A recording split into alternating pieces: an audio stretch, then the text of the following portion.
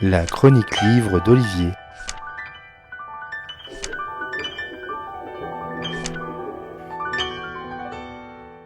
Quand on vous présente les vœux pour la nouvelle année, généralement on vous adresse des vœux de bonne santé. Ben oui, car sans la santé, pas de vie sereine et pleine et entière. Et les garants de cette santé, ce sont tous ces professionnels qui donnent tout ce qu'ils peuvent pour maintenir la santé des Français et des Françaises à flot.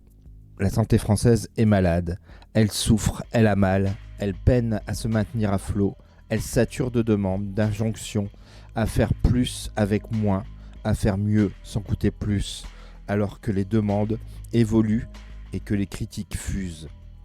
Comment ces professionnels vivent-ils cette situation de l'intérieur ?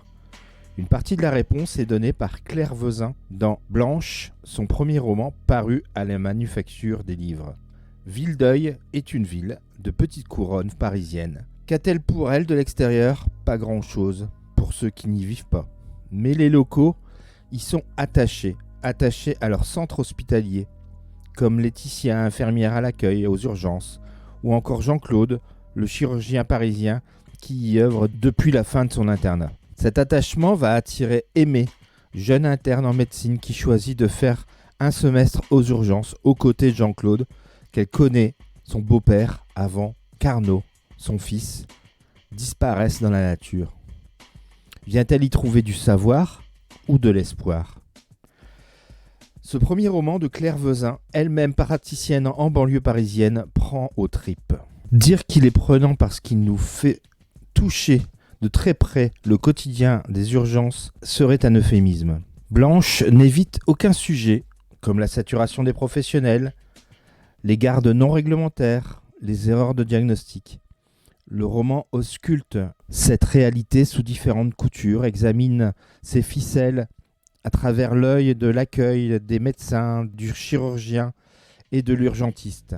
Ni pommade, ni cliché pour ce portrait d'un hôpital au bord de l'implosion et le quotidien sur 6 mois de celles et ceux qui le font tenir.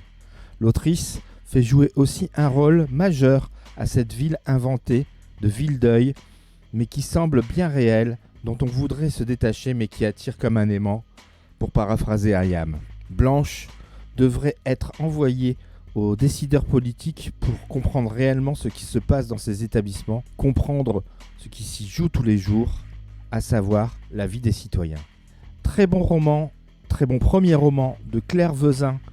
Donc je vous rappelle le titre, Blanche, Claire Vezin, et c'est paru à la Manufacture des Livres. Bonne lecture et à bientôt. C'était vraiment très intéressant.